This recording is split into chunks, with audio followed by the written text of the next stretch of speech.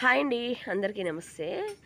టూర్లు వెళ్ళటం వల్ల తిరుపతి అటు ఇటు వెళ్ళాం కదా, కొంచెం జలుబు అయితే చేసింది. అయితే మొత్తానికైతే మెడిసిన్ అయితే పక్కన పెట్టాను. మన వంటగదిలో అయితే ఏంగా మసాలా చేద్దాం అనేసి, అదేంటి కారం, మసాలా కారం అంటే మీకు ఆల్రెడీ తెలిసిందే, మార్సిన కారం. మన పెద్దవాళ్ళు ఉన్నారు కదా, అమ్మమ్మ వాళ్ళు మార్సిన కారం చేసేవాళ్ళు.